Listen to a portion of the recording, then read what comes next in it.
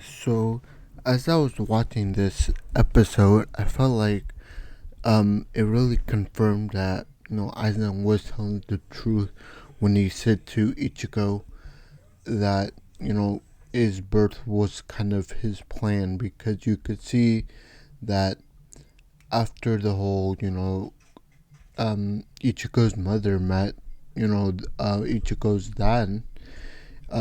You can see Aizen clearly just looking at them and going and saying fascinating. And you could also see him when he goes back to his little lair. He also says it would be interesting as to what they will do, or what will happen. And I think he kind of implied that, yeah, they were gonna, what if they have a child.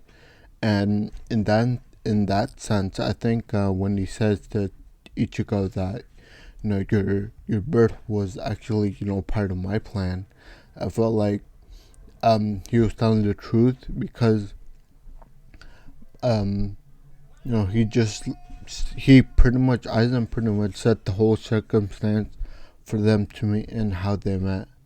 And just to see where will this head now, like you know kind of just setting the stage for a Quincy and Soul Reaper to have a child and see what that child is like.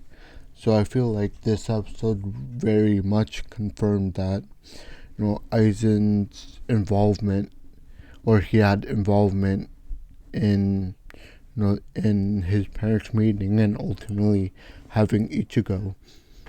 So I just wanted to touch on that briefly, but before I end this video, I also want to talk about something else that happened. So in the after the credits, we see Ushio kind of just sulking in the rain, and you could see clearly that the person looked staring at him was the right hand man of the Quincy King in the black cloak.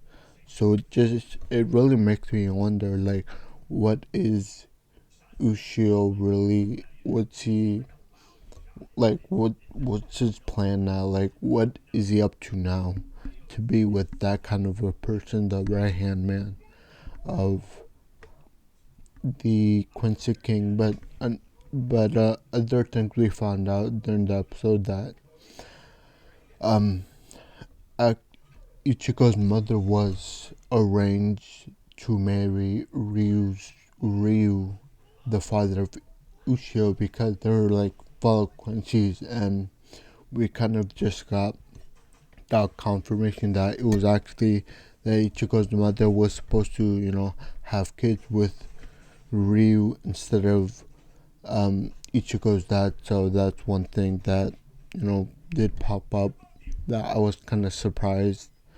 But I wasn't really surprised that the reason why she was even there. And that's because, like, I can kind of understand, because they're both like Quincy's, and they want to like preserve the pure Quincy blood. So another Quincy having a child with another Quincy, like, it just kind of makes sense why they would arrange marriages like that, like just to keep the bloodline pure, and not to have like hybrids like Ichigo is, half hollow, half Soul Reaper, half Quincy, and probably human.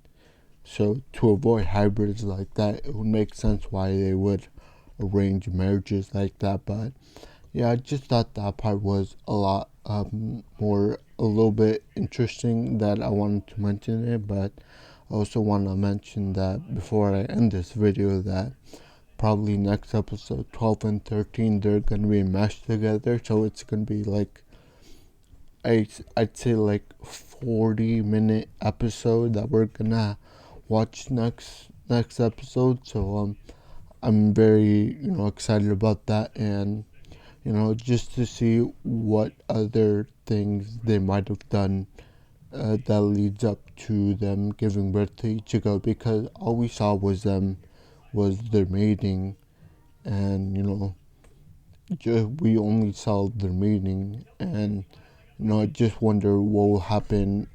What will they do after their meeting that leads to the birth of Ichigo. So all that is gonna be hopefully revealed by next episode. But overall, I really enjoyed this episode. Like I said, this episode was mostly a look in the past and to get a clear indication on what happened. Pretty much Ichigo going back to his roots, finding out who he truly is, finding out his mother's actually a Quincy, and he has to embrace that he is a Quincy. And yeah, but like I said, I really enjoyed this episode, and I think the animation, the art was beautiful like always. But yeah, just let me know what you guys think.